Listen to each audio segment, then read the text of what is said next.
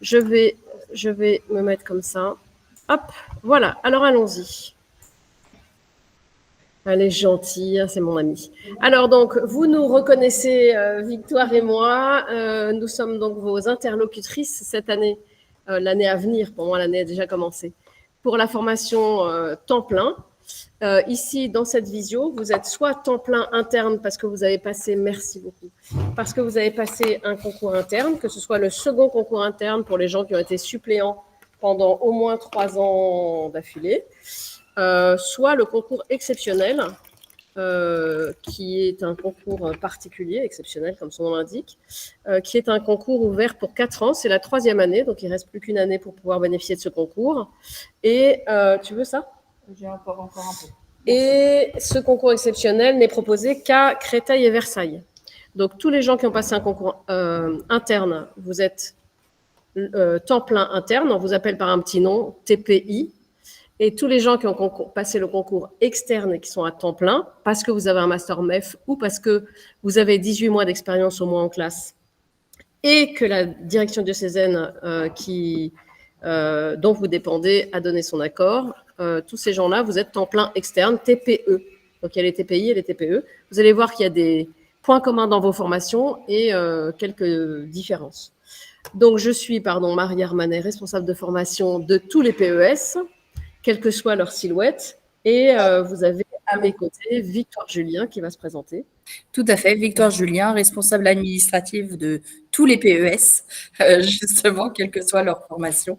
Et ça fait pour moi 2 ans que vous êtes la 3e promotion dont je vais m'occuper l'année prochaine. La meilleure, du coup. Voilà, exactement. Bah oui, parce que la première, c'est tout belle. La 2e, tu commences à sortir la tête de l'eau. La 3e, c'est parfait. Voilà. Alors, ça, c'est dit. Est-ce qu'il fallait dire autre chose? Vous avez nos contacts. Je vais vous envoyer la présentation en PDF dans le mail de compte-rendu de cette réunion. Vous aurez les contacts. Pas besoin de noter frénétiquement. Vous allez avoir tout ça. Et puis, dans nos signatures, vous avez également les téléphones où vous pouvez nous joindre. Alors, petit interlude. Bravo, parce que vous êtes là. Ça veut dire que vous avez réussi un concours. Et c'était déjà une première étape. Ça n'est pas fini, c'est le début d'une nouvelle aventure. Mais en tout cas, déjà, bravo pour cette réussite. C'est un premier moment important. Excusez-moi. Alors, quand on vous dit qu'on est l'une et l'autre responsable de tous les PES, les professeurs des écoles stagiaires, il y a plusieurs sortes de PES. Il y a donc ceux qui ont passé un concours interne, comme je le disais à l'instant. 11 PES ont passé le second concours interne, qui se déroule sur le même principe, les mêmes épreuves que le concours externe. Sur les 11, alors c'est très très peu, j'ai jamais eu aussi peu de second concours interne, ça s'explique en partie parce qu'il y a ce concours exceptionnel qui draine les gens qui sont déjà maîtres délégués, on dit plus suppléants, on dit maîtres délégués. Je me surveille. Donc voilà, 1 à Créteil, 5 à Paris, 5 à Versailles. Et on a donc 42 professeurs des écoles stagiaires qui ont passé le concours exceptionnel, 16 à Créteil et 23 à Versailles, à peu près, parce qu'il y a voilà. Normalement, pour les TPI, le compte devrait être exact. C'est moins vrai pour les concours externes. Ce que je vous disais ici, les gens qui ont passé le concours externe et qui ont un master MEF ou 18 mois d'expérience sont TPE, ils sont 78. Et enfin, les derniers, qu'on appelle PES-DU ou PES mi-temps, 94 personnes à mi-temps. Quand on dit qu'ils sont à mi-temps, ils sont à mi-temps en classe et à mi-temps en formation, payés temps plein. Je précise parce que certaines personnes qui sont TPI, voire TPE, je crois qu'il y en a une en TPE, sont à mi-temps, mais c'est un mi-temps de droit. Donc ces personnes-là, elles sont à mi-temps en classe et elles n'ont pas de formation sur le reste du mi-temps. Et d'ailleurs, elles sont payées à mi-temps. Voilà, donc en tout cas, ça fait une promotion variée, un peu moins nombreuse que l'année dernière. Et avant de passer à la slide d'après, oui. Il y a une question. Il y a une question. Il y a Olivier Angelbert qui a levé la main tout à l'heure. Alors Olivier, il faut ouvrir votre micro. Oui, bonjour. En fait, donc ma question, c'est j'ai passé. Peut-être que Vous m'entendez? Peut-être que les questions, on les allez-y. gardera pour la fin. Allez-y, Oui. Olivier. Moi, j'ai passé le 3e concours et j'ai fait 18 mois en classe, publique et privée, et j'ai reçu l'ordre de mon affectation sous temps plein, donc c'est-à-dire que ça a été validé par la DDEC, c'est ça? Ouais. D'accord. Alors, oui, je pensais que quand on était en concours 3e voie, on était forcément à mi-temps. Mais donc, j'apprends. En fait, c'est les directions de Cézanne qui ont la main là-dessus. D'accord. Et donc, je serai PES, TPE dans TPE, l'hypothèse. exactement. D'accord. Je vous remercie. Je vous en prie. Alors, la suite. Quand on est. Alors, attention, ça, c'est pas valable pour tout le monde. Ça n'est valable que pour les concours externes. Je répète, ça n'est valable que pour les concours externes. Exactement. Il faut que vous soyez inscrit sur Je deviens enseignant, qui est la plateforme équivalente de, comment ça s'appelle, Parcoursup. Voilà, c'est un Parcoursup de supérieur. Et donc, c'est absolument impératif que d'ici à la rentrée du mois d'août, vous soyez inscrit sur Je deviens enseignant. Vous avez déjà dû sans doute avoir des consignes. Ici, vous avez l'adresse du site du portail Je deviens enseignant. Et vous avez le QR code qui permet d'aller vers le tutoriel que j'ai créé, Avec que je des petites vous ai mains. créé justement pour pouvoir vous connecter. Voilà, donc dans le tuto, vous retrouvez tout ce qu'il y a à faire. Juste le point important à savoir sur Je deviens enseignant donc en effet pour les professeurs stagiaires externes, c'est quand vous allez sur le site de connexion. Pour certains, vous avez déjà un compte, donc vous réutilisez le compte que vous avez déjà et vous modifiez votre situation pour l'année 2025-2026. Mais l'interface, on a l'impression que c'est une inscription en master. Ne vous inquiétez pas, c'est tout à fait normal. C'est au niveau de l'étape 2 que vous aurez justement le choix de lauréat. Et donc, pour vous, en temps plein, vous saisissez juste lauréat temps plein au sein du site internet Je deviens enseignant. Voilà. Si vous avez vraiment des questions et que vous êtes perdu de chez perdu, je pense que vous pouvez appeler Victoire qui vous sortira d'affaire. Tout à fait. Je suis disponible jusqu'au 18 juillet, je crois. Oui, c'est ça, 18 juillet pour moi et ensuite je reviens le 18 août. Mais je serai disponible par téléphone ou par mail jusqu'au 18 juillet. Mais il faut essayer tout seul d'abord. Hein. Oui. Alors, votre statut. Vous n'êtes ni étudiant, et je dis ça particulièrement pour les anciens masters, vous n'êtes plus étudiant. Il va falloir faire le deuil de ce statut. Et vous n'êtes pas non plus fonctionnaire, vous dépendez donc du régime général de la sécurité sociale. Oui? Non, mais on me regarde avec des yeux ronds. Donc, il faut que vous voyez comment faire en sorte d'être bien reconnu par le régime général de la sécurité sociale, puisque vous sortez de la sécurité sociale étudiante et que vous n'êtes pas avec le régime spécial des fonctionnaires. Exactement. En tant qu'enseignant du privé, vous aurez une explication exacte à la rentrée le 25, on vous en reparlera. Mais en tout cas, eux vous expliqueront que vous êtes salarié de l'État et non fonctionnaire. En fait, vous êtes contractuel. Ou assimilé fonctionnaire. Et donc, au niveau de vos arrêts de travail, par exemple, vous devez spécifier salarié comme pour tout arrêt de travail classique pour ceux qui étaient dans le privé avant.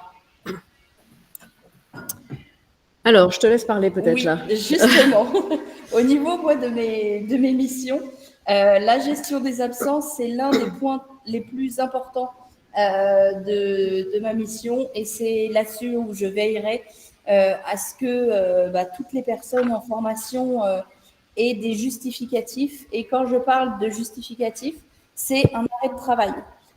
Vous êtes à temps plein et vous êtes à temps plein dans votre établissement. Les formations, et on vous expliquera les choses après, mais même les formations, vous êtes payé comme un temps plein. Donc, tout arrêt, toute absence, en tout cas, doit être justifiée d'un arrêt. Ça peut arriver que vous soyez en arrêt. Nous, on vous prévient en général une semaine ou deux avant chaque formation que vous allez être en formation. On vous rappelle. On vous rappelle, exactement. Parce que vous avez toutes les dates. Et on vous le rappelle. Donc, bien de le préciser en présentiel comme en distanciel. Vous aurez quelques visios également, mais donc c'est important de nous le faire part en amont. Également, si vous êtes en retard, ça permet au moins de savoir que vous allez quand même venir et d'éviter de vous envoyer un mail intempestif parce que vous allez voir, je vous envoie un mail à chaque formation, après chaque formation si vous êtes en retard, en tout cas si vous n'êtes pas présente sur l'émargement. Et donc, on parle émargement. Aujourd'hui, vous avez de la chance, vous n'avez pas eu le plaisir des rentrées classiques avec des énormes émargements. Mais en tout cas, toute formation, vous allez devoir signer matin et après-midi un émargement donné par le formateur ou par moi-même si on se voit pour ces émargements-là. Alors, juste avant ton dernier point, je précise que ces émargements ne sont pas faits pour vous fliquer. Parfois, on dit « Ah, mais oui, mais on est infantilisé, on est surveillé, c'est comme à l'école. » Mais en fait, l'idée, c'est pas ça. C'est que pour les temps pleins internes, je reçois je reçois un financement pour des jours précis de formation et je dois rendre compte à Formeris de votre présence. Sinon, je pourrais déclarer des tas de personnes qui ne seraient pas là et gagner plein d'argent pour ne rien faire. Donc, je suis tenue, enfin, nous sommes tenus de rendre des comptes à Formeris sur les présences effectives en formation. Et pareil pour les TPE, on reçoit une subvention directement de l'État. Et de la même façon, il faut pouvoir justifier auprès de la Cour des comptes qu'on n'a pas d'étudiants fantômes et que vous êtes bien là aux formations qui sont déclarées. Dernier petit point. Dernier petit point, et après, on repassera la parole à Olivier qui a une autre question. C'est au niveau des absences pour enfants malades. Également, on a besoin d'un justificatif par un médecin. Le plus rapidement possible, pareil, vous nous envoyez un message en disant j'ai besoin de m'absenter pour enfants malades, et nous, on vous demandera quand même un justificatif. Et parce que aussi, on vous le présentera à la toute fin de la présentation, mais un manque d'assiduité et de présence en formation peut entraîner un refus de... Une non-validation de la formation. C'est logique. De la formation. Pour valider une formation, il faut l'avoir suivie. Ça semble assez logique. Olivier, vous aviez une question ? Oui, concernant l'émargement. Ah bah oui, parce qu'on a coupé le son. Concernant l'émargement, est-ce que ce sera du même type que lors de la formation maître délégué, c'est-à-dire parce que vous parlez de Formeris donc par mail. Ça dépend. Enfin, vous verrez à ce moment-là. Vous ne recevez pas ou c'était dans les spams. C'est soit vous êtes en visio et dans ces cas-là, il y a un tracking qui relève automatiquement les présences, soit c'est une signature papier quand on est sur place. Je propose que les questions, on les garde peut-être pour la fin de la présentation, parce qu'une heure et demie, ça passe très vite. Et sinon, on risque… Donc, vous gardez, comme on dit en maternelle, votre question au bout de votre doigt. Et à la fin de la présentation, on voit si on a déjà répondu à votre question par ailleurs ou si elle est toujours là. Tu veux dire ça ? Tout à fait. Au niveau de l'ISFEC, on a une référente handicap. Et si vous avez besoin d'une adaptation de la formation, en fonction de la reconnaissance handicap que vous pourriez avoir, je vous ai mis l'adresse mail directement pour prendre contact avec cette référente. Sinon, de toute façon, fin août, début septembre, au moment du premier jour de formation, vous aurez également le Google Form et le Google Site qui vous permettra de répondre directement à cette question, et elle pourra prendre contact aussi avec vous à partir de septembre. Alors, pour l'année scolaire à venir, alors il y a des choses communes et des choses différentes. Donc, si la première journée de formation, si vous êtes temps plein interne, je ne parle pas du lundi. Le lundi, c'est valable pour tout le monde, DU, temps plein interne, temps plein externe, rencontre institutionnelle, rencontre avec les rectorats. Là, je vous parle 25 août, lundi 25 août. Là, je vous parle plus spécifiquement de la formation. Le parcours de formation commence pour les temps pleins internes mardi 26 août avec une journée entière de formation. On va vous redonner les horaires tout à l'heure. Et les temps pleins externes commencent le lendemain, mercredi 27 août. Pareil, c'est une journée entière. Ensuite, vous aurez 2 mercredis après-midi. Alors, ce n'est pas à préciser, on a oublié de le changer, mais c'est déjà inscrit dans votre parcours de formation que vous allez avoir tout à l'heure. Et ça, c'est valable pour tout le monde. 2 mercredis après-midi pour rencontrer votre référent. Un référent ISFEC, c'est une personne qui, pour la plupart, ils sont chefs d'établissement. Certains sont enseignants, formateurs. Et chacun de ces référents a dans son groupe une douzaine de PES de tout type, temps plein interne, temps plein externe et mi-temps. Pourquoi est-ce qu'il y a cette organisation ? Parce que vous vous imaginez qu'avec plus de 200 PES, ni Victoire ni moi, on peut vous suivre individuellement au plus près de vos besoins. Et donc, le référent, c'est une sorte de courroie de transmission, on va dire, d'interface entre le centre de formation et le lieu de stage en école. Et en particulier, il va pouvoir être en contact avec vous, évidemment, en premier lieu, mais aussi avec votre tuteur et avec votre chef d'établissement pour voir si tout se passe bien, comme on pourrait s'y attendre. Oui, une courroie de transmission. Donc, savoir si tout se passe bien et en cas de difficulté, savoir est-ce qu'il s'agit d'une difficulté passagère pour laquelle on peut vous aider de façon efficace et directe ou une difficulté plus importante pour laquelle on devra mettre en place un parcours d'aide un peu plus appuyé. Ces référents, vous en aurez connaissance au cours du mois de septembre, puisqu'il faut déjà qu'on stabilise les bases de PES et qu'ensuite on fasse les groupes en fonction aussi de vos lieux d'affectation. Voilà, bon bref, il y a tout un système, mais en tout cas, vous aurez le nom de votre référent avant la fin du mois de septembre. Après, ça c'est valable pour tous les PES temps plein, qu'ils soient internes ou externes. Vous avez des modules de formation qui sont toujours les 2 premiers jours de vacances. À part Noël. Noël préservé, 2 semaines pleines de vacances, youp là, on est content. Mais pour ce qui est de la Toussaint, de février et des vacances de printemps, le lundi et le mardi est systématiquement jour de formation.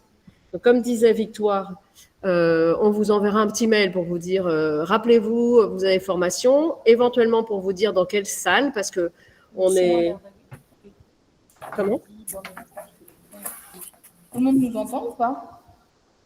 Vous nous entendez bien? Oui. Oui, très bien. Oui, très bien. Ah bah c'est une personne alors. Alors c'est bon. Bon, alors non, c'est bon. Désolée. Donc on vous envoie un petit mail et on vous envoie éventuellement la salle, puisque comme je le disais, il y a beaucoup de formations à l'ISFEC, puisqu'il y a la formation des personnels de droit privé, des maîtres délégués, des premiers second degré, master 1 et 2 premier second degré, prof stagiaire et premier et second degré, concours interne, concours externe, chef d'établissement. Je crois que j'ai tout dit. Donc, ça fait beaucoup de monde.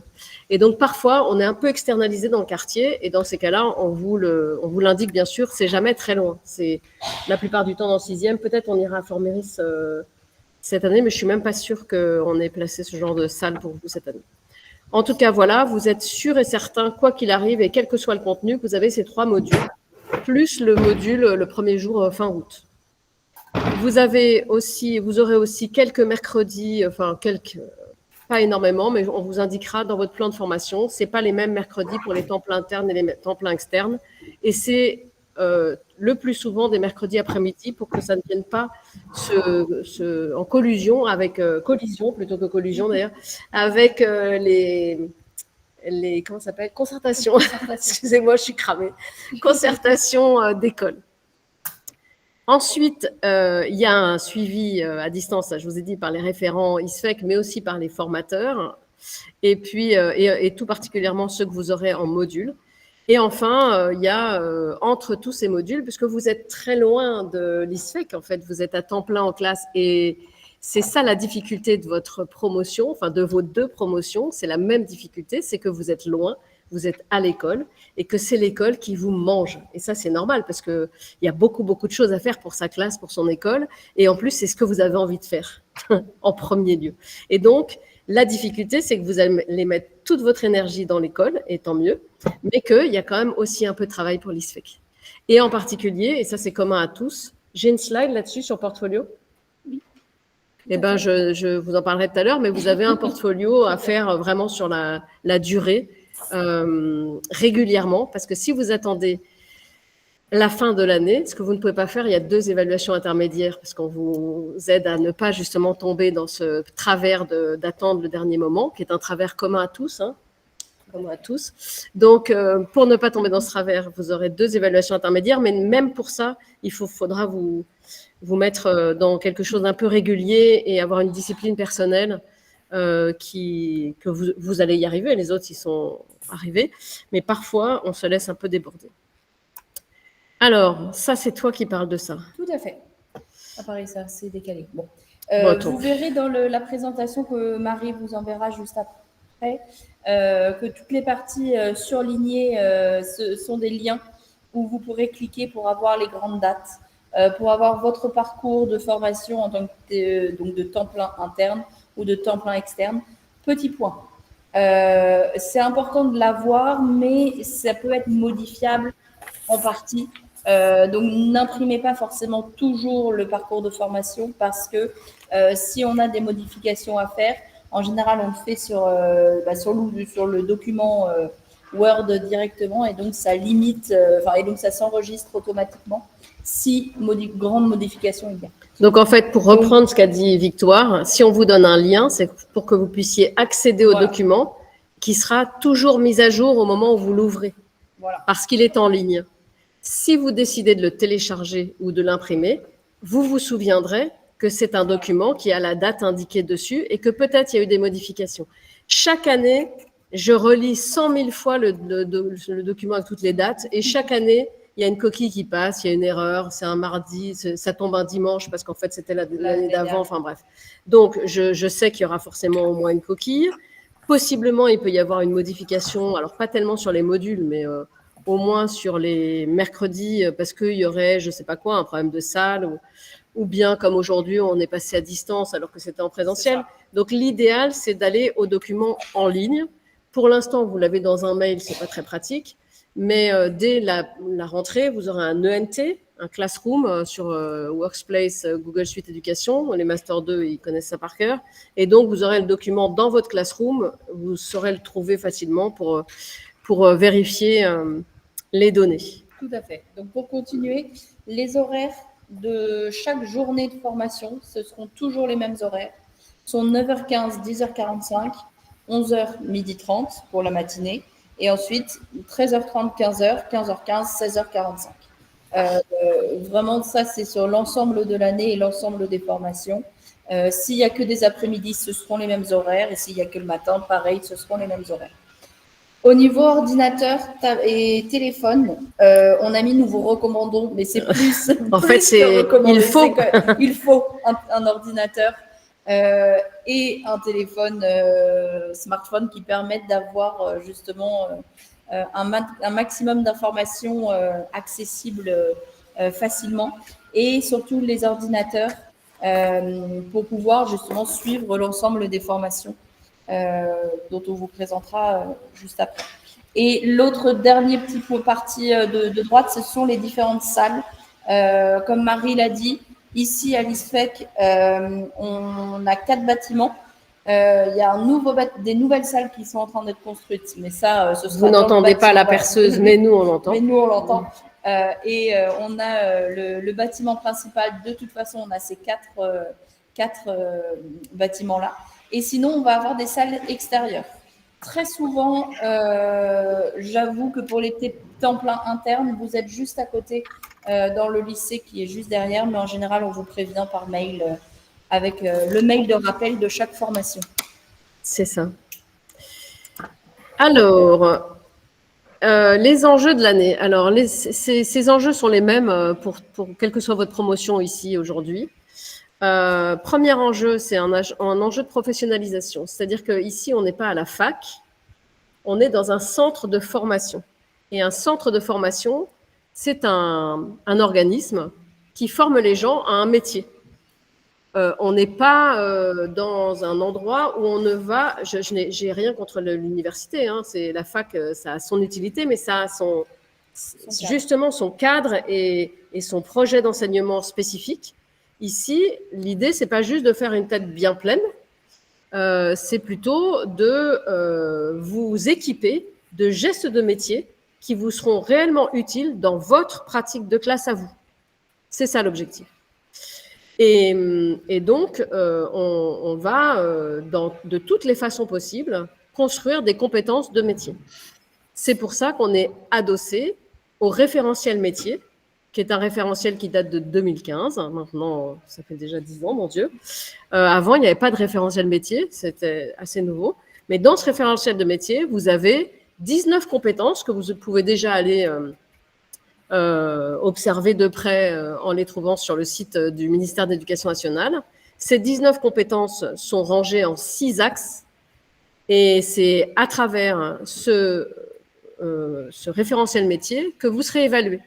les bilans dont on va parler tout à l'heure des différentes personnes qui vont vous permettre de valider cette année de professionnalisation, ils sont tous accrochés au référentiel métier. Et ce n'est pas Marie Armanet ou Victor Julien qui ont décidé ça, c'est le ministère de l'Éducation nationale. C'est comme ça pour tous les professeurs stagiaires et ça émane des différents rectorats. Donc, une professionnalisation, ça veut dire aussi qu'on développe, et là je parle peut-être plus au TPE master, on développe des compétences, enfin une posture de métier. C'est-à-dire que quand on est étudiant, alors vous avez déjà vécu quand même le stage long, mais quand on est étudiant et qu'on ne peut pas venir à l'école parce qu'il y a un problème de RER, bon ben, à l'école, si l'autre enseignant est là, bien sûr, je ne devrais pas dire ça. Si on ne vient pas à l'ISFEC parce qu'il y a un problème de RER, voilà, ça n'impacte que vous. Bah, vous ratez la formation, tant pis, ou vous arrivez en retard, tant pis, vous vous débrouillez, vous rattrapez. Quand on est un enseignant dans une école, et là, tous les temps pleins internes qui ont été suppléants, vous voyez bien ce dont je parle, quand on est enseignant dans une école, c'est pas parce qu'il y a des problèmes de RER qu'on ne doit pas être à l'école. Et quand on arrive en retard, on ne dit pas juste je suis arrivé en retard, j'ai le billet du RER. On appelle sa collègue parce qu'on aurait dû être à la porte pour faire l'accueil, elle peut vous remplacer, vous appelez le directeur en disant je devais être à la porte, je serai en retard, mais t'inquiète pas, j'ai appelé machin, qui va le faire à ma place. Enfin, vous voyez, il y a une responsabilité qui va bien au-delà de votre propre personne. Professionnalisation, ça veut dire que en fait, tout le monde compte sur vous, en vrai. Et donc, on fait en sorte de pouvoir se poser en personne responsable. Contractualisation. La contractualisation, alors on a un glissement de langage, souvent on parle de titularisation. Mais dans l'enseignement privé, on ne devrait pas dire titularisation. La titularisation, c'est pour les enseignants du public qui deviennent fonctionnaires. Vous allez être contractualisé. C'est-à-dire qu'à la fin de cette année, quand le jury de validation dira « c'est bon, cette personne peut devenir enseignant », c'est la signature de votre premier contrat qui vous permettra en effet d'entrer dans le corps des enseignants de l'enseignement privé, sous contrat catholique. Si vous ne signez pas votre premier contrat, vous perdez tout. Vous perdez votre concours, vous perdez l'année de formation. C'est pour ça que dans l'enseignement privé, quel que soit le privé sous contrat d'ailleurs, quand une classe ferme, les enseignants de la classe qui se ferment sont prioritaires sur tous les autres dans le mouvement. Parce que si on ne peut pas les caser ailleurs, elles perdent leur contrat. Donc, alors que dans le public, si vous n'avez pas de classe, vous êtes fonctionnaire, vous continuez à être payé en attendant qu'on vous en donne une. Voilà. Pour pouvoir être contractualisé, donc, il faut pouvoir montrer que vous avez suffisamment construit les compétences dont j'ai parlé juste avant, des compétences professionnelles attendues. Et je ne serai pas la seule à regarder si vous avez construit vos compétences.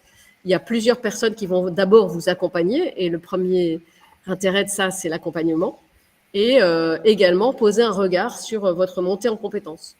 Ces personnes, on va en parler après, ce sont le tuteur, le chef d'établissement qui a partie prenante dans votre... ça fait partie de sa lettre de mission de participer à la formation, le référent et enfin le responsable de formation et les formateurs ensemble. Non, c'est moi qui passe de l'autre côté. Je te regardais en disant, elle va passer. Alors, le portfolio, justement. Notre façon de pouvoir être le plus près possible de votre pratique de classe et de vous voir monter en compétences et de vous permettre à vous de vous voir monter en compétences, c'est le portfolio.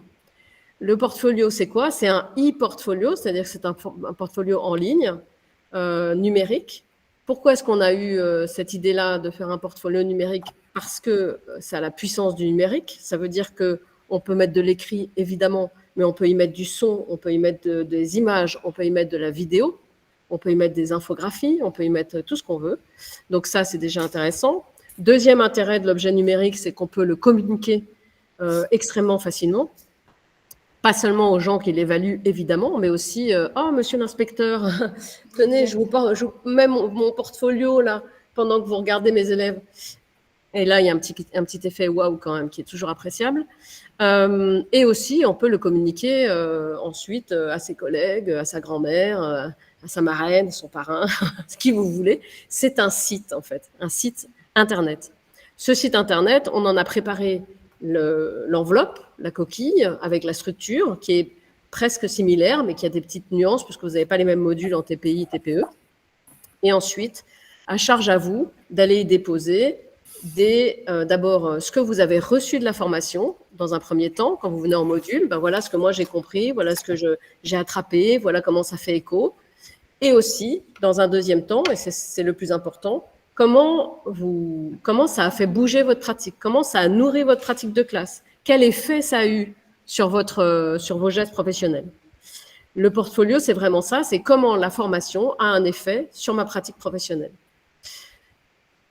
Des traces de votre activité.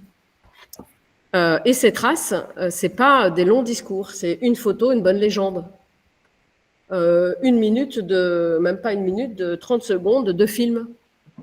Vous parlez de l'organisation spatiale de la classe, à quoi ça sert de raconter comment vous avez organisé la classe. Vous dites, bah voilà, ma classe, je suis arrivée dans ma classe, elle est comme ça. Pensez-y en arrivant.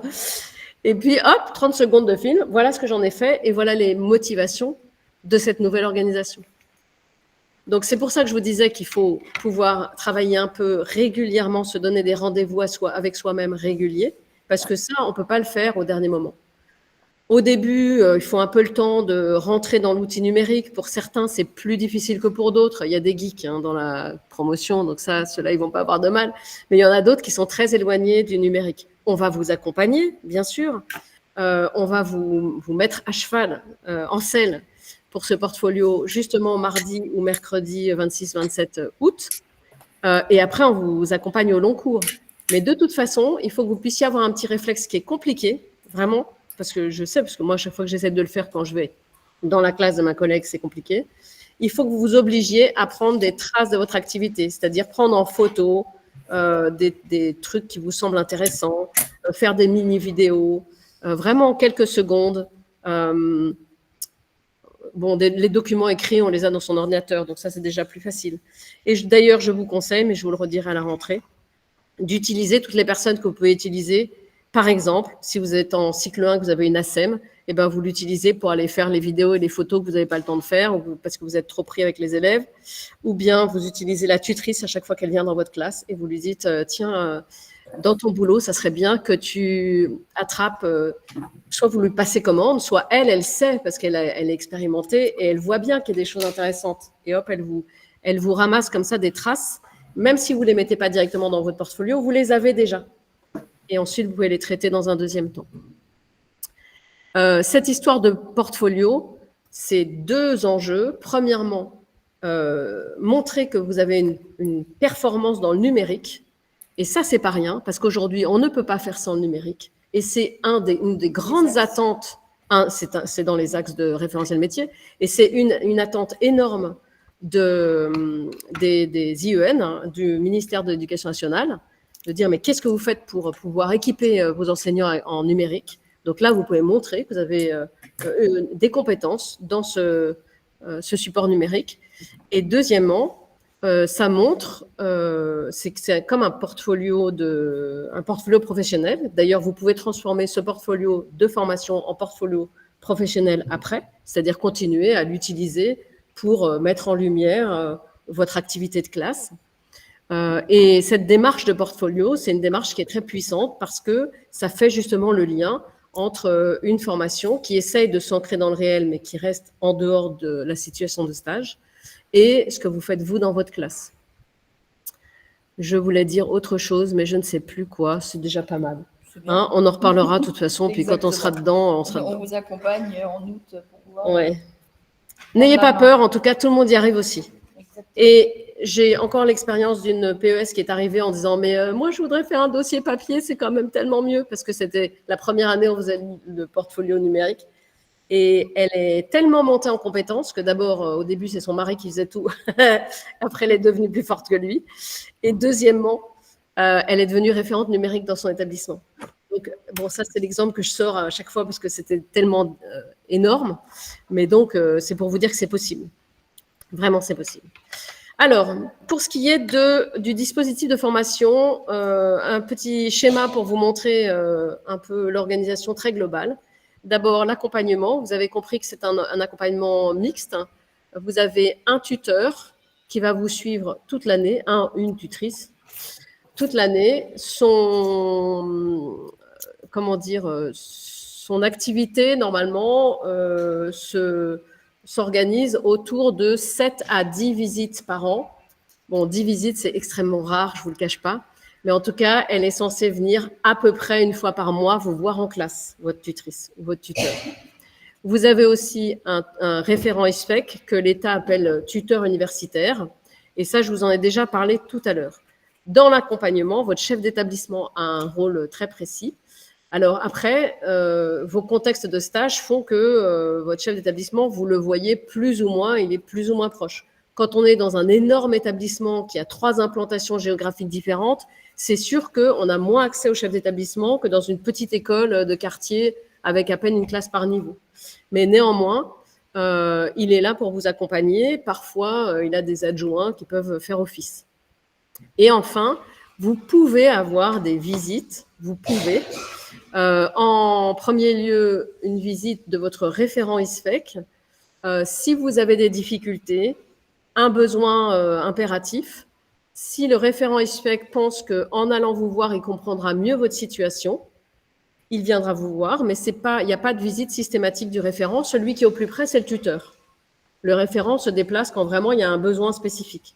Et pas forcément parce que vous êtes en difficulté, mais parfois il y a une difficulté de relation entre le prof stagiaire et le chef d'établissement, entre le tuteur et le prof stagiaire, et on arrive mieux à débroussailler le truc en étant sur place. En cas de réelle difficulté, et il y a 2 parcours de soutien, un parcours de soutien un peu plus light par le référent, un parcours de soutien plus dense, qu'on appelle le parcours d'alerte. Je suis désolée pour alerte, c'est pas moi qui ai choisi ce mot, c'est un mot de l'État, alerte à Malibu. Et dans ce cas, possiblement, c'est un responsable de formation, soit moi, soit David Meschino, qui n'est plus responsable de formation, mais qui l'a été tellement longtemps qu'il fera office. Soit, voilà, on est plusieurs à l'ISFEC à pouvoir venir possiblement vous voir en classe en cas de besoin vraiment intense. Vous pouvez avoir aussi une visite du corps d'inspection. Ça, c'est très variable. À Paris, cette année, je crois qu'il n'y en a eu aucune. À Créteil, tous les PES ont été vus. Il y a eu un mot d'ordre qui est passé. L'IEN s'est déplacé systématiquement chez les enseignants, chez les professeurs stagiaires. À Versailles, ça dépendait. Donc, en fait, l'inspecteur de l'éducation nationale se déplace pour voir tous les professeurs stagiaires du public. Ça lui fait quand même un certain nombre de personnes. Donc, quand il peut ne pas trop alourdir son agenda, il ne l'alourdit pas et possiblement, il va voir des professeurs stagiaires pour lesquels il a besoin de se faire une idée plus précise des difficultés éventuelles. Mais encore une fois, l'année dernière, à Créteil, tout le monde a été vu. C'est une visite qui n'est pas une visite conseil, ça n'est pas le PPCR. Le PPCR, c'est pas le petit chaperon rouge, c'est un rendez-vous de carrière que vous aurez par la suite. C'est vraiment une visite d'inspection, une visite d'évaluation, pardon. Une visite d'évaluation, donc l'inspecteur reste à tout casser une demi-heure et il n'y a pas d'entretien derrière. D'où l'intérêt de lui mettre sous le nez votre portfolio, parce que sinon il verra que, alors ils sont très habitués à attraper des indices de votre activité, parce qu'ils vont visiter des milliers de classes, pardon. Mais néanmoins, bon voilà, peut-être vous avez mis en place des dispositifs, des projets d'envergure qui ne se voient pas à ce moment-là. S'il voit votre portfolio, déjà, encore une fois, il va avoir un petit effet waouh parce qu'il va se dire « Ah, voilà quelqu'un qui sait maîtriser le numérique ». Et d'autre part, il va pouvoir voir ce que vous y aurez déposé, qui lui donnera évidemment un indice très positif sur votre montée en compétences. Et très souvent, c'est ce qu'il recherche. Il est beaucoup plus waouh sur le portfolio que sur votre journal de classe classique. Non, commence pas à dire ça. C'est très important le journal de classe. Non, il en a besoin. Il en a besoin, mais en tout cas. Non, mais bien sûr, c'est ça qui va le happer, voilà. Évidemment. Les images, les écrans, ça marche avec les inspecteurs comme avec les enfants. Alors, donc voilà, accompagnement, ça premièrement. Deuxièmement, pour votre validation, il va y avoir des traces écrites faites par trois personnes, 3 interlocuteurs.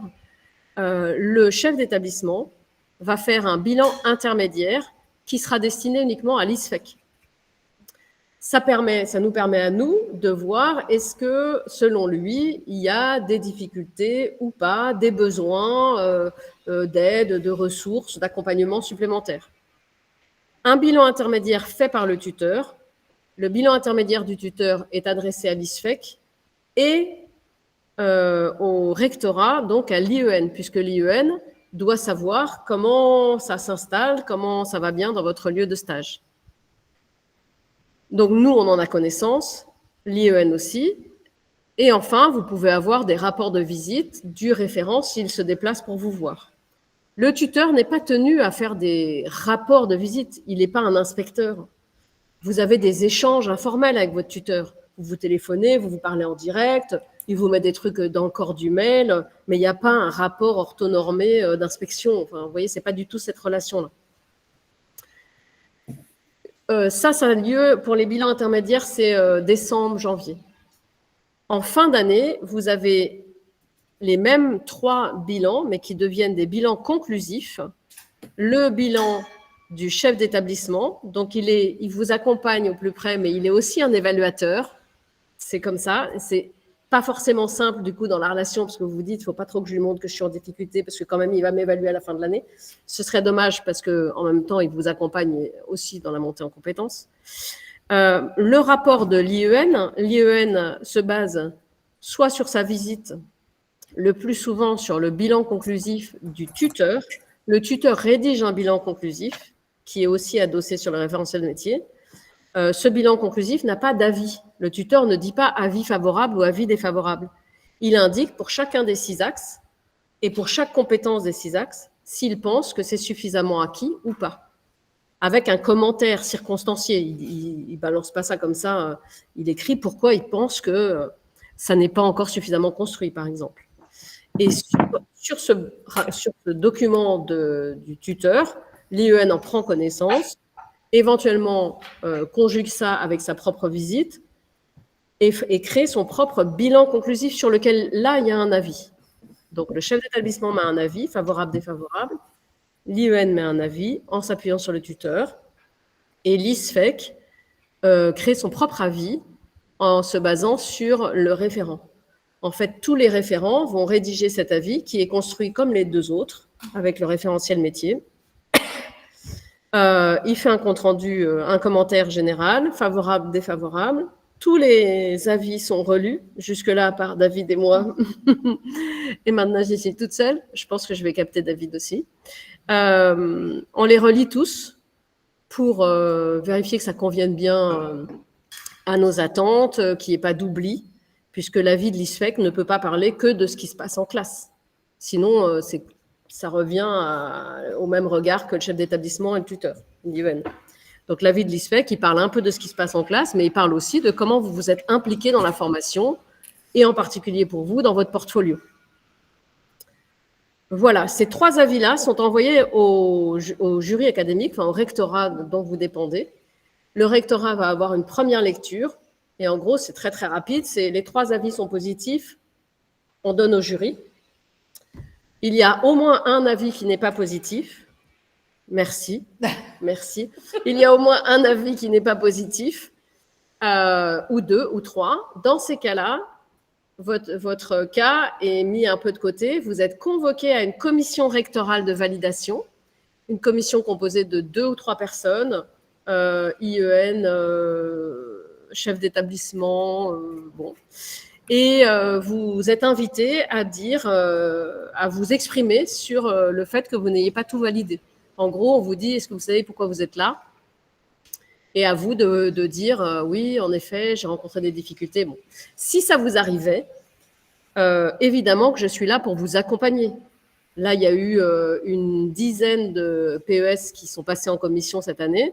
On les a tous vus en visio 1, 2 ou 3 fois pour leur permettre d'abord de bien saisir l'importance de cette commission, de savoir comment on s'y exprime, ce qu'on peut y dire et y montrer, et ensuite de s'entraîner à faire le laïus qu'on a prévu de faire devant la commission. Cette commission émet un 4e avis et l'ensemble est envoyé au jury. Le jury est souverain, c'est-à-dire que c'est ni moi, ni Victoire, ni Gérald Alberici, ni l'IEN, qui parfois, ça s'est déjà vu, un IEN qui part, qui sort d'une classe furieux parce qu'en fait, il est tombé, il pleuvait, il est arrivé en retard, sa femme l'a... Pardon. Bref, en tout cas, il était mal luné, il sort en disant « je ne vous validerai pas », mais en fait, il ne valide rien du tout, il émet un avis parmi d'autres. Et le jury décide. Et le jury peut tout décider. Il peut décider qu'avec 3 avis négatifs, il va valider, il peut, voire 4, non, 3 peut-être, je ne sais pas. Il peut décider qu'il va vous renouveler. Le renouvellement, c'est pas un drame, hein, c'est juste se dire, vous n'avez pas eu assez de temps pour construire les compétences professionnelles qu'on avait prévu de vous permettre de construire au cours de l'année. On vous donne plus de temps. Donc, vous avez une année supplémentaire dans un cadre tout à fait différent, c'est-à-dire vous êtes dans une nouvelle école avec un nouveau tuteur, un nouveau chef d'établissement, peut-être un nouveau niveau de classe, ça dépend des possibilités, un nouveau référent, pas une nouvelle responsable de formation, mais vous voyez, vous avez l'occasion pour cette seconde année de remettre les compteurs à zéro, de recommencer dans un nouveau contexte et de profiter quand même de vos acquis, parce que ça ne veut pas dire que vous n'avez rien acquis, truc. Mais voilà, après, on construit un programme ensemble pour savoir comment vous permettre, au cours de cette seconde année, d'arriver au bout. La dernière possibilité, il faut l'évoquer malgré tout, le jury peut décider de vous licencier.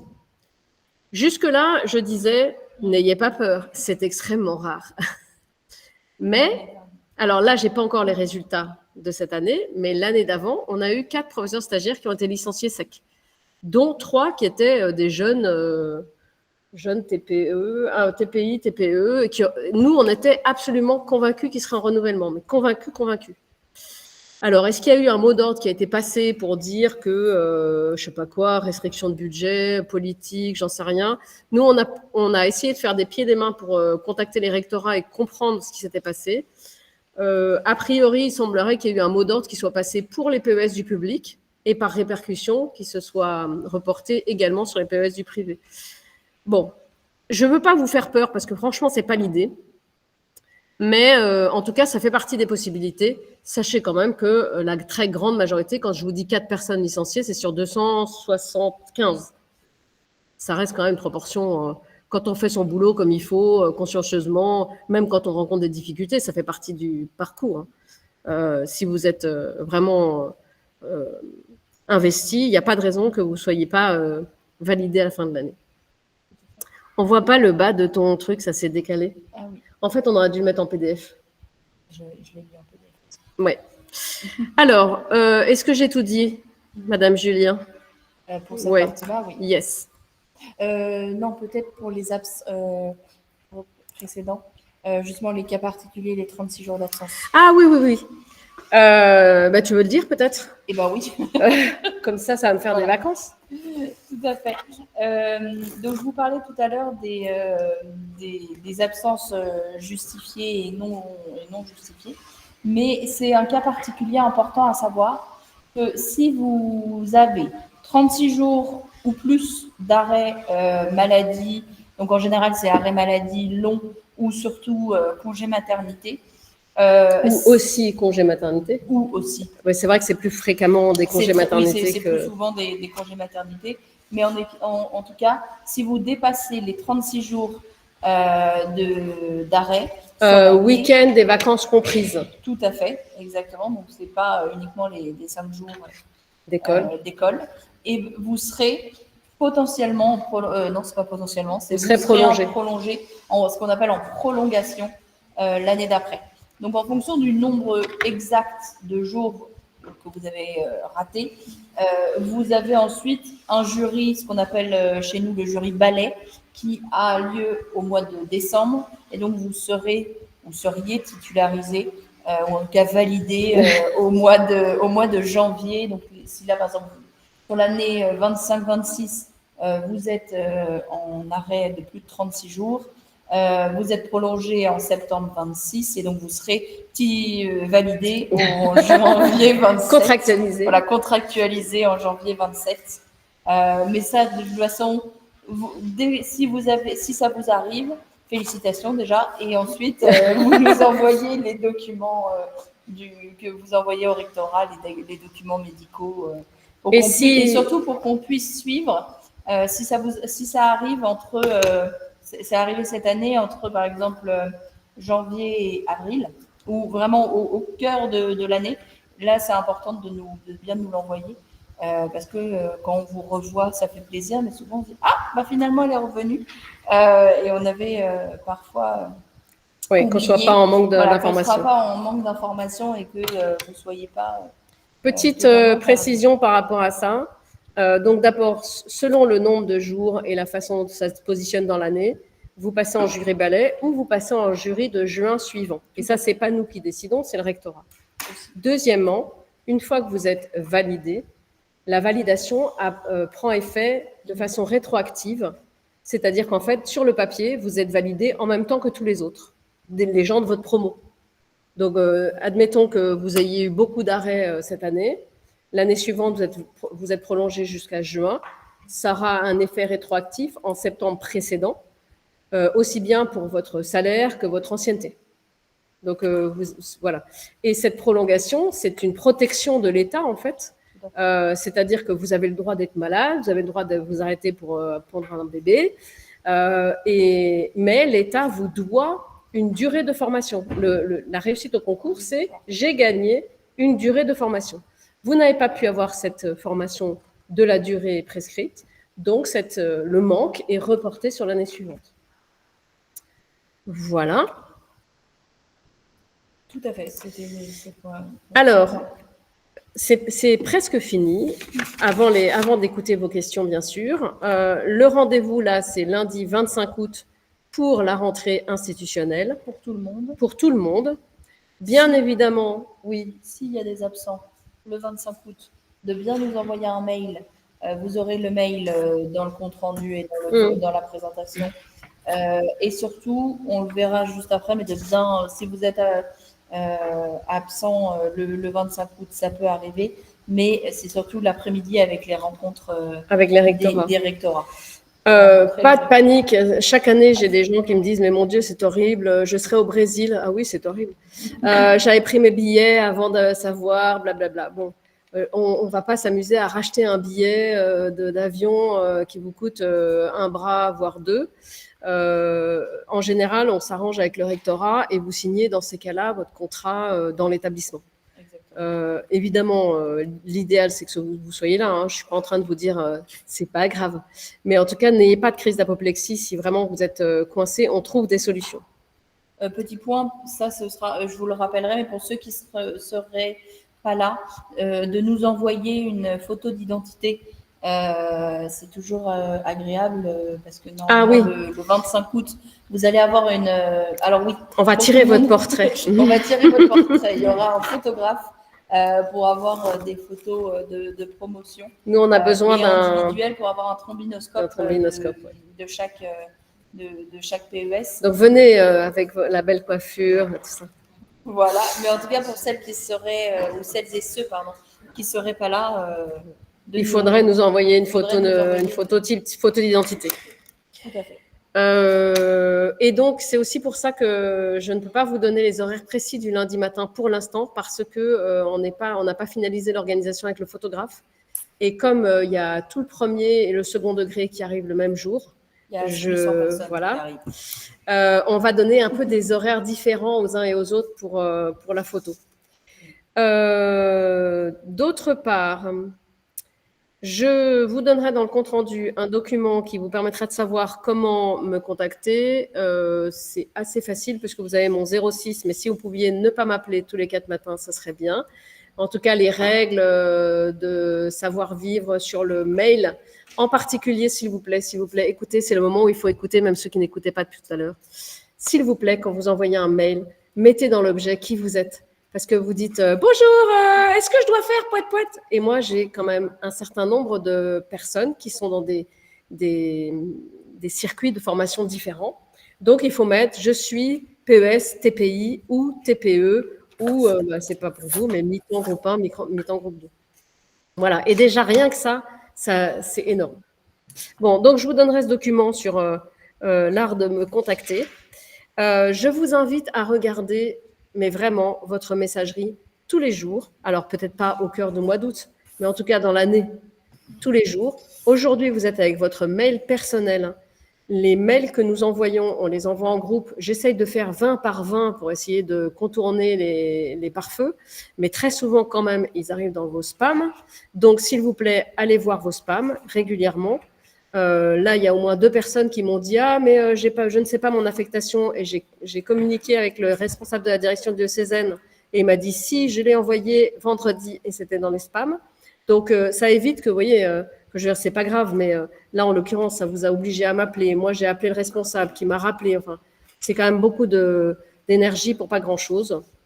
Donc, vérifiez vos spams, vos mails, vraiment, et pas une fois par semaine, avant de nous appeler, oui. Et après, à partir de la rentrée, vous serez avec un mail ISFEC, dans le domaine ISFEC. Et donc là, il n'y aura plus de problème de spam, puisque c'est un système complètement interne. Et quand on enverra pour la promo, on sera sûr que vous les receviez. Regardez la messagerie, poète. Je voulais dire quoi encore? Ça, c'est pour les prochains. Les dates, donc vous aurez dans le mail, pareil, que vous allez recevoir ce soir ou demain matin, vous aurez non seulement les dates communes à tous, Guillaume, j'ai dit que le féminin embrassait le masculin maintenant. Oui, le féminin est là. À toutes, mais il doit y avoir des hommes dans ma visio aussi, je ne les vois pas. Du coup, je ne sais plus ce que je disais. Ah oui, vous allez avoir les dates communes à tous. En particulier, vous allez avoir des dates de réunion de rentrée en direction diocésaine. Donc, attention, parce que selon votre direction diocésaine, vous n'êtes pas convoqué à la même date. C'est votre direction diocésaine qui vous convoque. Encore une fois, son mail va partir dans vos spams. Donc, regardez les spams. Ça se passera au mois de septembre, dans les 2 premières semaines de septembre. Et vous serez invité à aller dans votre deck avec votre tuteur. Parfois, c'est là où vous le rencontrez, quand vous n'avez pas été en contact avant. Et votre chef d'établissement. Une personne de l'ISFEC, que ce soit, ça sera Gérald Alberici, le directeur, ou Mario Drabec, Laurence Tricot, Delphine, non pas Delphine. Ah tiens, on aurait pu envoyer Delphine. David Meschino ou moi, une de ces 5 personnes-là, sera dans votre direction diocésaine pour faire cette réunion de rentrée qui a un mérite extrêmement important, c'est qu'elle permet de dire la même chose à tout le monde en même temps. C'est-à-dire qu'on s'adresse à la fois à votre chef d'établissement, votre tuteur et vous, pour que tout le monde entende les mêmes informations en même temps. Et ça, c'est vraiment important. Donc, ne commencez pas à vous stresser les uns les autres, parce que je sais que le grand sport national, c'est de se faire des petits WhatsApp. Et alors, on dit, mais tu vas pas à la direction, tu vas pas à la réunion de rentrée. Et puis, en fait, il y en a une dans le 78 et l'autre, elle est dans le 77. C'est pas le même jour, c'est pas la même heure. Donc, faites attention. Quand vous avez un rendez-vous de cette sorte, méfiez-vous. Vous n'êtes peut-être pas dans la même académie, peut-être pas dans la même deck. En tout cas, voilà, une réunion de rentrée. Vous avez aussi sur ce document la réunion de décembre. Pareil, c'est dans votre direction diocésaine. C'est elle qui vous convoquera. Et c'est une réunion où la direction diocésaine parle du mouvement. Puisqu'à la fin de l'année, vous êtes placé au mouvement, comme tous les enseignants qui souhaitent bouger, sauf que vous êtes obligé de bouger, puisque là, vous êtes sur un poste berceau, comme on dit joliment, un poste de PES. Peut-être que vous resterez au même endroit, hein, il y a cette possibilité, ça dépend des directions diocésaines, ça dépend des besoins de l'établissement, etc. Donc ça, c'est le document qui s'appellera date PES 25-26. Et d'ailleurs, je pourrais vous le montrer. Ouf, ça serait mieux que de parler. J'arrive. Date. Il faut juste que je l'envoie là. Alors, par où ça part? Ça part par là. Tchac. Attendez, je vais me remettre en... Parce que là, je vais me tordre le cou, sinon. Et ça, c'est pas l'idée. Dupliquer. Allez, dupliquer. Ah bah oui, mais il a dit dupliquer. Sauf que ça doit être derrière. Tchac. Je vais y arriver. Les dates. Plan de formation. Où est-ce qu'il s'est mis? Date. Ah ben non, c'est que je ne suis pas dupliquée, je suis là-bas. Je suis toujours là-bas. Alors, je vais y arriver. Dupliquer. Non, ça ne veut pas. Ouais. Ah si, ça y est, je suis dupliquée. Je suis dupliquée. Non, je ne l'ai toujours pas. Mais c'est infernal, cette affaire. J'ai trop chaud, surtout. Alors, je vais faire ça comme ça. Ah si, voilà. Le voilà. Voilà. Le voilà. Chaque 125. Et ça, je vais le mettre là. Alors, donc, les grandes dates, vous avez les rappels des horaires, des petites choses comme ça. Ici, les fameuses dates en diocèse. Donc, vous pourrez déjà mettre dans votre agenda la date et l'horaire de la rencontre en direction diocésaine pour la rentrée. Vous l'aurez, hein, ne vous inquiétez pas, vous allez la voir. Ici, vous avez aussi la date de décembre. Donc là, c'est presque partout pareil, sauf à Paris, où on est une semaine avant. C'est comme ça, souvent à Paris, c'est différent. Et puis, ça ne vous concerne pas pour les dossiers de compétences. En revanche, on vous fait un petit rappel sur le portfolio. Voilà, donc ça sera un document qui est commun à tous. Et puis ensuite, vous allez trouver, dans les documents que je vais vous envoyer, vos plans de formation. Donc, vous allez voir, pour les temps pleins externes, tu me dis si on voit bien ce que j'essaie d'afficher. À mon avis, tu n'as pas partagé la page. Ah, mais je croyais que je partageais l'écran. Tout l'écran. Alors, attends. Chaque. Et tout à l'heure, ils ne voyaient pas, alors? Si. Les grandes dates. Alors, par contre, ça bougeait peut-être pas. Attends. Oh, la misère. Ah non, je sais pourquoi. Attends. Tac, tac, tac. Tac. Je vais me mettre sur présenter un autre contenu. Oui, tout l'écran. Plan de formation. Non, parce que ce sera plus simple comme ça. Partager. Tout à l'heure, j'ai fait tout l'écran, justement. Là, c'est bon. Donc, ici, pour les TPE, vous aurez donc ce document avec le plan de formation 25-26. Et vous voyez, là, on retrouve les niveaux de compétences attendus en fin de formation. En fait, l'État s'attend à ce que dans les 5 niveaux énoncés, il y a 5 niveaux, mais ça va jusqu'à niveau 4, parce que l'État, dans sa grande mensuétude, a mis un niveau 0. Donc voilà, en tout cas, dans les 5 niveaux annoncés, il faut qu'en fin de formation, vous atteigniez le niveau 2, qui est déjà un niveau assez expert, avec une maîtrise suffisante des bases, des compétences visées pour agir de façon autonome, anticiper, faire des choix professionnels appropriés. La pertinence de votre travail est repérée dans la plupart des situations que vous rencontrez, ainsi que votre déontologie et votre capacité à vous auto-évaluer pour améliorer votre pratique. Et vous voyez bien que l'auto-évaluation et l'amélioration de la pratique, on va bien le voir dans votre portfolio, justement. Et puis en dessous, vous avez les dates, le nombre d'heures de formation et le descriptif avec les compétences du référentiel travaillé et même les intervenants qui participent à votre formation. Voilà, donc vous allez pouvoir explorer ça. Vous avez toutes les dates jusqu'à la fin de l'année. Il y a encore deux petits points à déterminer. Une après-midi pour laquelle on est sûr que vous serez là, mais on ne sait pas encore le contenu, parce qu'on avait un contenu qui finalement ne peut pas se réaliser. Et puis, un chercheur, on va vous permettre d'accéder à une conférence avec un chercheur, un peu une pointure, pour entendre ce que la recherche a à nous dire sur un point précis qui soit utile pour notre métier. L'idée, c'est pas d'entendre quelqu'un hors sol qui vous raconte des trucs déconnectés, mais bien de pouvoir comprendre comment on fait le lien entre la recherche et le réel de l'activité. Point important sur ce plan de formation TPE, de bien lire la colonne de gauche quand c'est écrit à distance, c'est écrit en rouge. Ici. Si je vous envoie un mail, ça m'est arrivé l'année dernière en disant vous êtes attendu à 9h30 en formation. Si je vous précise pas, ça je le dis à l'oral maintenant, mais si je précise pas, c'est que c'est en présentiel à l'ISFEC, bien évidemment. Et si ça venait à être à distance, là vous auriez eu un lien, pour vous connecter. Voilà. Mais comme ça m'est arrivé l'année dernière de ne pas préciser, vous êtes attendu à l'ISFEC. Voilà. Quand vous êtes attendu en formation, en général, c'est majoritairement. Et de toute façon, quand c'est à distance, en général, on vous remet le lien. Voilà. On vous dit vous êtes attendu en formation au bout de ce lien. Voilà. Donc ça donne un petit indice. Pareil pour les professeurs des écoles stagiaires temps plein interne, hein, donc SCI ou concours interne exceptionnel. Vous avez ici donc parcours de formation, les petits rappels et puis toutes les dates de formation. Donc au centre, les dates. À gauche, de quoi s'agit-il? J'ai mis 9h, 9h30 photos individuelles in situ. Je ne suis pas sûre de cet horaire encore. Hein, donc peut-être je vais mettre horaire à préciser.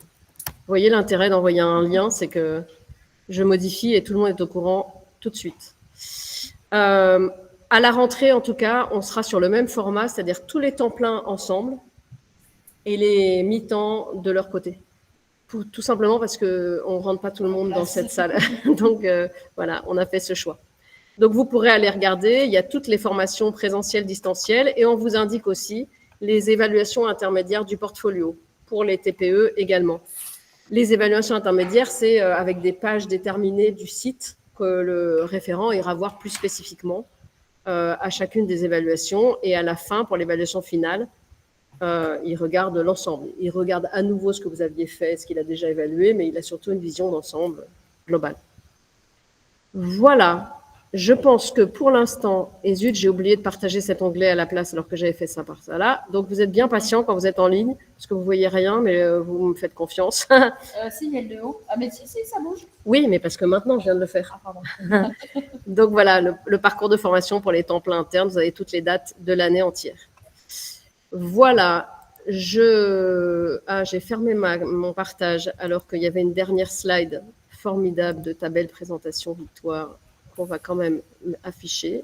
Ah non, j'étais dessus. Non, le site des ressources. Ah oui, c'est ça. Le site débutant de prendre contact. Oui, absolument. Alors, sur la dernière slide de la présentation, que je vais vous repartager tout de suite, sur la dernière slide de la présentation, il y a également un lien vers un site, mais je ne vais pas mettre la slide, d'ailleurs, je vais mettre le site directement. On a constitué, avec David Meschino, qui était jusque-là responsable des PES lauréats du concours externe, on a créé un site. Alors, attendez, je me trompe pas. Voilà. On a créé un site pour les débutants. Alors, on peut être toutes sortes de débutants. On peut être débutant toute sa vie. Je m'explique. Attendez, déjà, je partage. Je n'arrive pas à faire deux choses en même temps. Je dois avoir des difficultés. On peut être débutant parce qu'on débute. Voilà. Les personnes, par exemple, qui seront en mi-temps, la plupart du temps, elles sont en reconversion professionnelle. Elles étaient encore au mois de juin dans le BTP ou dans un cabinet d'avocats et elles n'ont pas mis les pieds dans une classe depuis qu'elles étaient elles-mêmes élèves. Elles sont débutantes de chez débutants. OK. Ça, c'est le débutant dans son entièreté. On peut être débutant parce qu'on a été master MEF, qu'on a fait un super stage long en CM2 et que là, on a été placé en petite section maternelle. Là, on est très, très débutant. Plus que l'inverse. On peut être débutant parce qu'on a une vraie expérience de maître délégué, donc de suppléant, peut-être même de 3 ans, voire plus, mais qu'on était dans un contexte. Qu'est-ce que tu fais ? Je charge mon téléphone. Qu'on était dans un contexte et que là, on change de contexte. Peut-être on a changé d'école, on a changé de niveau de classe, on a changé de cycle. Et tout ça, ça vous remet débutant. C'est moins débutant que débutant, mais c'est quand même un peu débutant. Moi qui étais professeur des écoles pendant 30 ans, on ne dirait pas comme ça, mais j'ai été en CM2 pendant 17 ans. 10 ans dans une première école, puis j'ai changé d'école. Quand je suis arrivée dans cette nouvelle école, j'étais vraiment débutante. Et pourtant, j'avais 10 ans d'expérience en CM2 et j'allais en CM2. Mais le contexte était tellement différent. J'avais des élèves internes, des élèves externes, une mixité sociale assumée, très forte. J'ai mis un moment avant de me rendre compte qu'il fallait que je reconstruise des gestes professionnels qui ne fonctionnaient pas dans mon nouveau contexte. Puis je suis allée en CE2, rebelote. Puis en CP, mon Dieu, des élèves qui ne savent pas lire. Comment on fait avec des élèves qui ne savent pas lire ? Ça faisait 20 ans que j'enseignais à des élèves lecteurs. Ben là, je peux vous dire que c'est une claque. On est redébutant. On est à nouveau débutant. Bien sûr qu'on n'est pas débutant de la même manière. On a des gestes professionnels dont on peut se ressaisir plus rapidement et on en construit des nouveaux. Quand je suis arrivée en maternelle, à nouveau, c'était un monde. Un monde. Alors, c'est pour ça que je vous dis, ce site-là qu'on vous a préparé, il sera sans doute très, très, très utile pour les très, très, très grands débutants, mais ça ne vous empêche pas, vous, d'aller regarder ce que possiblement on vous y propose. Si je me remets dessus, je vous fais un petit tour d'horizon. Donc, vous avez un accueil. Attendez, je vais me pousser la visio. Hop. Un accueil valable pour tous.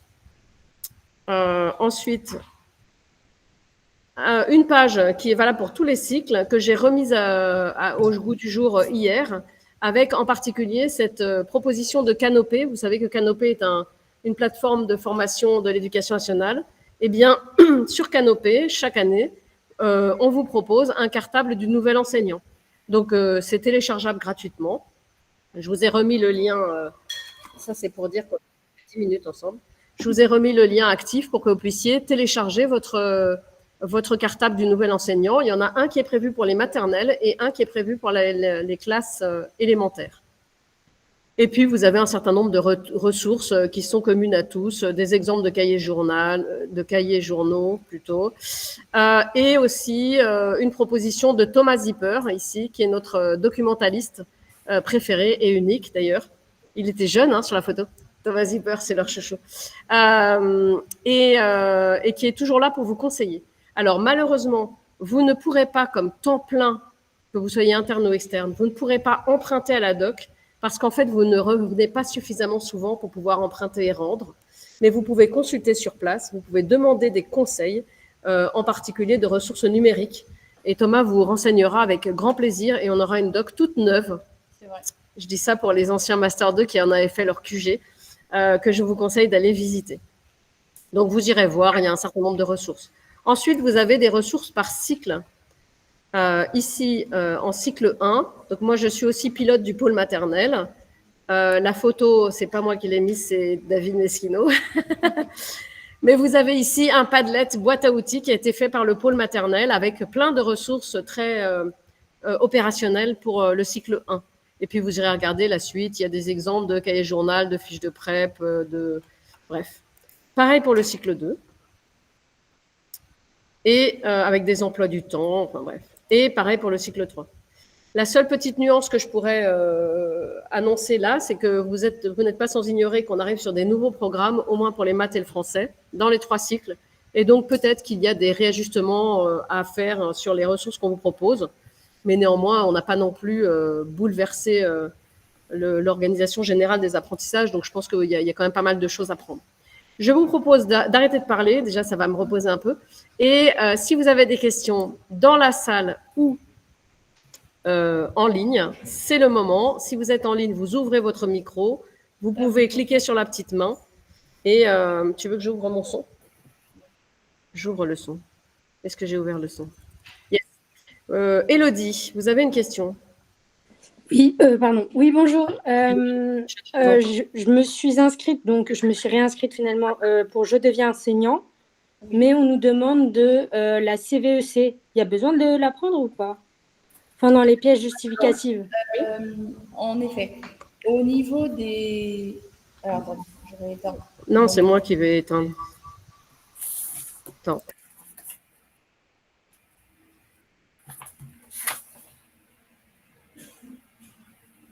On n'entend pas, madame, désolée. Ah non, oui, en effet, c'est mieux. Par habitude aussi, il fait chaud. Désolée. Donc, en effet, c'est que les 4 premiers documents dont j'ai besoin. Les 4 premiers, dans mon souvenir, c'est le CV, les notes que vous avez eues au concours, votre dernier diplôme et une photo d'identité. C'est uniquement ça. Les 4 premiers sont obligatoires. Les autres, c'est obligatoire pour tout le monde? Oui, aussi. Sur le site Je deviens enseignant. Et parce qu'en fait, tout le reste, c'est des spécificités de formation, mais essentiellement master. D'accord, très bien. Merci beaucoup. Je vous en prie. Mathilde, y a-t-il des ressources, des pistes, des conseils pour une classe double niveau avec 2 cycles? Mais Mathilde, c'est notre winner. Alors, attendez. Avec 2 cycles différents, CE2, CM1. Mais c'est formidable, Mathilde, vous allez monter en compétence, ça va être extraordinaire. Alors, je vais m'en enquérir. Là, tout de suite, comme ça, non, j'en ai pas. On avait un ancien cahier de l'ERIP, mais il y a tellement longtemps que je ne voudrais pas vous le montrer. Je vais demander à Thomas Zipper s'il a des ressources spécifiques pour vous. Une autre question. Oui. Dans la salle. Une adresse académique et une autre académique. Parce que je Oui. Est-ce qu'il faut comment on change?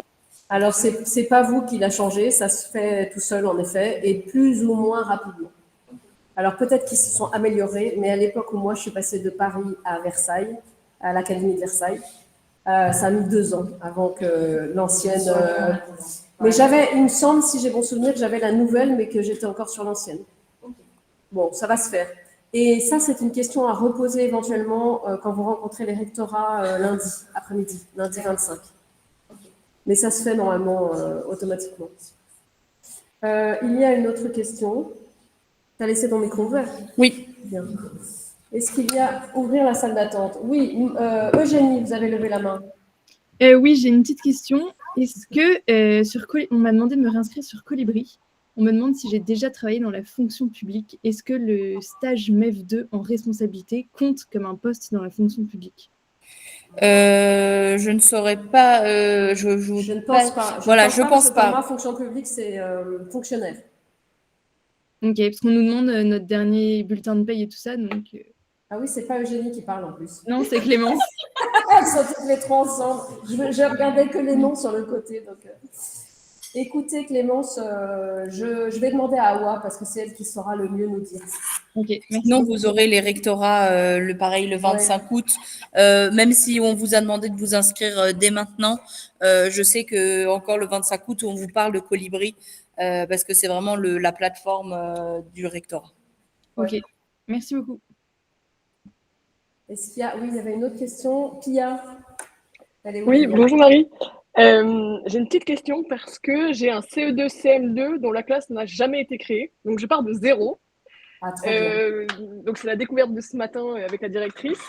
Est-ce qu'il y a des aides rien que pour un emploi du temps, par exemple? Enfin, juste des pistes pour démarrer l'année. Pour un double niveau, en fait. J'ai un double niveau sur 2 cycles différents. Et Pia, ce que je vous demandais, c'est est-ce qu'il y a des aides pour créer son emploi du temps double niveau? Oui, ou enfin, tout ce qu'on veut. Si c'est, Alors, sur le site du débutant, il y a des exemples d'emploi du temps. Déjà. D'accord, ok. Merci beaucoup. Après, je vais voir avec Thomas s'il a des ressources spécifiques à proposer. Et puis, on essaie de vous faire un petit rider digest pour les mi-temps, pas les mi-temps, les doubles niveaux. Que ce soit même cycle ou 2 cycles différents. Merci beaucoup. Je vous en prie. Hop là, il y a plein de chats. Mais pourquoi tous ces gens parlent dans le chat au lieu de nous parler en vrai?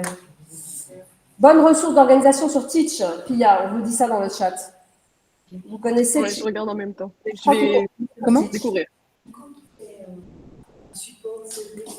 Qui ça? Françoise Picot. La méthode Picot, je connais, oui. Ah d'accord, je ne savais pas qu'elle s'appelait Françoise, mais je connais la méthode Picot. Et elle a un support qui est sur le CE2, CM1, CM2. Donc Françoise Picot de la méthode Picot, un support CM1, CE2, CM1, CM2. Ancien cycle 3. Non, c'est un truc nouveau. Oui, mais néanmoins, c'est CE2, CM1, CM2, c'est l'ancien cycle 3, mais c'est nouveau. Ouais. Ok. Mais c'est que pour la lecture, du coup? Lecture, grammaire, la langue française. De la langue sans vocabulaire. D'accord. Ok. D'autres questions? Est-ce que je me suis... Je vois juste là sur le chat, Nawal, Amoudi, vous avez été inscrite sur Je deviens enseignant, vous réutilisez le même compte et vous mettez à jour directement votre inscription pour l'année en cours 25-26 pour pouvoir me l'envoyer le plus rapidement possible avant le 18 août. Pia, vous avez encore une main en l'air ou vous avez oublié de la baisser? J'ai une mini question. Pour le changement d'académie, je crois que la question a été posée, mais dans la salle, et on n'a pas entendu la réponse sur le changement d'adresse mail et ce genre de choses. Le changement d'académie, vous allez avoir une nouvelle adresse mail académique et ça se fait automatiquement dans des délais propres à chaque rectorat, sinon ce ne serait pas drôle. Très bien. Merci beaucoup. Mais c'est une question qu'on peut poser à nouveau aux responsables du rectorat, puisque là, ce qui est intéressant lundi 25 après-midi, c'est que vous serez par rectorat. Vous ne serez plus par type de PES, vous serez par rectorat. Donc, si vous êtes dans l'académie de Créteil, vous aurez les responsables du rectorat de la DEP de Créteil qui vous répondront avec leur propre procédure et leur propre calendrier. Et pareil pour Versailles et Paris. D'accord, merci beaucoup. Et je viens de voir le message de Wissam. En effet, je pense que pour les ressortissants des pays non européens, c'est votre employeur qui s'occupe de ça. Et donc, votre employeur, il s'agit du rectorat. Pareil, ce Qui sera s'occupe de quoi? des demandes de papier, autorisation de travail. Ah oui. Voilà. Anan, tous les PES internes et externes doivent s'inscrire sur Je deviens enseignant, non seulement les PES du concours externe. Toutes les personnes ici qui ont passé un concours interne, que ce soit second concours interne ou concours interne exceptionnel, vous n'avez pas à faire cette procédure. En fait, vous êtes déjà dans la cohorte des enseignants reconnus par le rectorat avec une adresse mail académique, des fiches de paye, etc. Tout ça, c'est tout à fait. Tiens, quelqu'un veut participer à mon avis, c'est les autres. Ça doit être un mythe. Nous sommes arrivés à la fin de notre heure. Alors, il y a deux autres questions, j'ai vu. Deux autres mains levées. Alors, si vous avez ceux qui sont dans la salle, si vous voulez partir, vous pouvez partir. Ceux qui sont en ligne, vous pouvez partir aussi. Si vous avez encore une question. Mais pourquoi ça saute? Ah, il ne faut pas soucher, c'est vous qui touchez là. Si vous avez des questions encore à poser, on peut continuer, mais en tout cas, si vous êtes appelé ailleurs, vous pouvez quitter la vidéo sans aucun problème. Qui avait encore une question? Il y avait Chloé. Oui, bonjour, vous m'entendez? Oui. Ouais. C'est par rapport à des questions d'organisation sur Paris. Je voulais savoir si j'ai bien compris, le contrat sera signé à la fin août, c'est bien ça? Fin août ou fin août si vous êtes là, ou sinon en général c'est plutôt début septembre. D'accord. Et donc même chose c'est plus par rapport en fait à notre logement. Est-ce qu'on doit une grille tarifaire sur la rémunération qu'on va avoir? Pour ça, on pourrait demander au rectorat d'avoir, en effet, il faudrait demander au rectorat. Le problème, c'est que votre rémunération, elle dépend beaucoup de votre situation, puisqu'il y a des gens qui ont déjà de l'ancienneté, comme et l'ancienneté est prise en compte. Il y a des gens qui viennent du BTP ou de où vous voulez, vous allez dire que j'ai une fixette sur le BTP, et leur ancienneté, même hors enseignement, est également revalorisée. En fait, il n'y a que quand on est étudiant master en ayant rien fait que le stage long que vous commencez en bas de l'échelle. D'accord. Ok, très clair. C'est gentil en tout cas, merci. Je vous en prie. Il y a Jade. Oui, bonjour. Moi, je voulais vous poser une petite question pour l'inscription sur le site Je deviens enseignant, juste pour avoir une confirmation, parce que j'ai un petit doute avec ce que vous avez expliqué. Oui. J'ai pu faire mon inscription durant l'année pour le préaccord collégial que j'ai eu, mais est-ce que vous parlez d'une autre inscription? Alors oui, c'est en fait, vous reprenez le même compte que vous avez utilisé pour l'accord collégial et vous sélectionnez je suis lauréate du concours. Je crois que sur l'accord collégial, c'est sur la partie droite de l'écran. Oui. Et je suis lauréate du concours, c'est sur la partie centrale. D'accord, parce qu'au début, il demande le numéro INE et je vous avoue, je ne sais plus comment le retrouver. Alors, sur le numéro INE, vous les avez, c'est sur les notes du baccalauréat. Je sais que vous l'avez. Ah, d'accord. Voilà. Bon, j'avais un doute. Merci beaucoup. Je vous en prie. Delphine? Moi, j'ai une question sur l'inscription sur Je deviens enseignant. Alors, en fait, là, je viens de faire une année de report de stage et c'est pour savoir si je mettais lauréat concours premier degré M2MEF parce que j'ai fait un M2MEF il y a 2 ans. Vous mettez temps plein. Ah, d'accord, super. Merci beaucoup. Tout le monde mettait temps plein, même si vous avez votre master. Mais ça, je pourrais le modifier, mais c'est temps plein. D'accord. Merci beaucoup. Voilà. Katia? Oui, bonjour.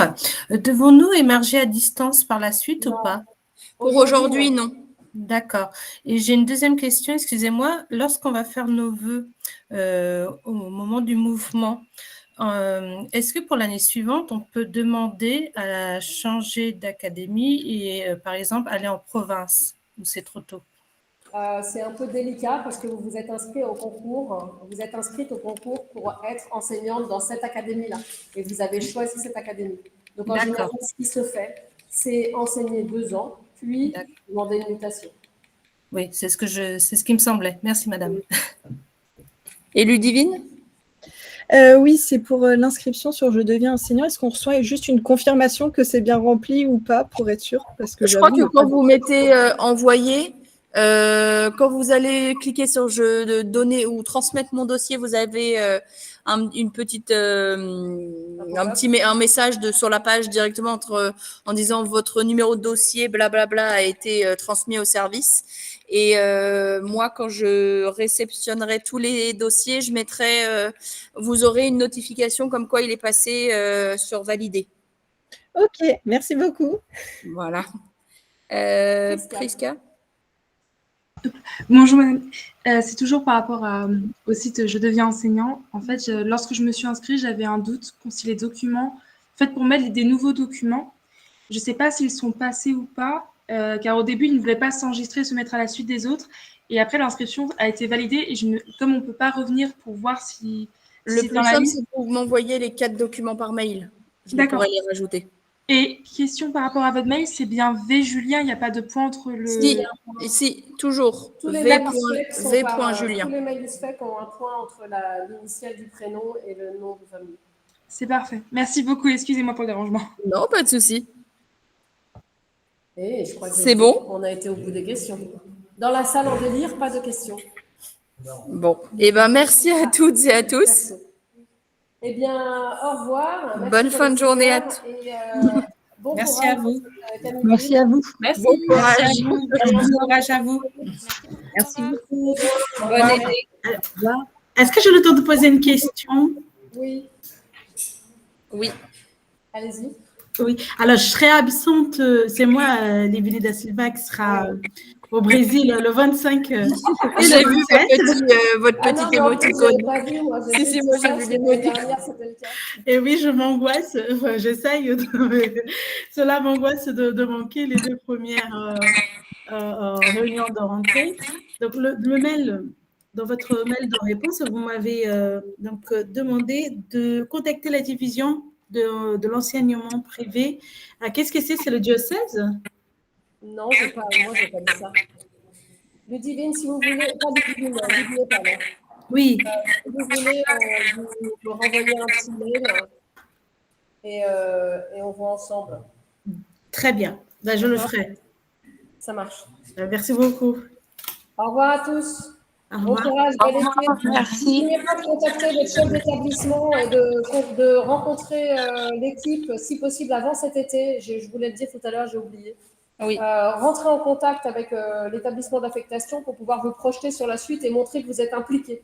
Si vous débarquez juste à la réunion de pré-rentrée comme une fleur, vous risquez de passer pour quelqu'un d'un peu lointain. Donc, dès que vous avez votre affectation, si c'est possible, en tout cas, au moins, vous téléphonez au chef d'établissement et au mieux, vous vous déplacez pour rencontrer, voir l'école, la classe, les collègues, etc.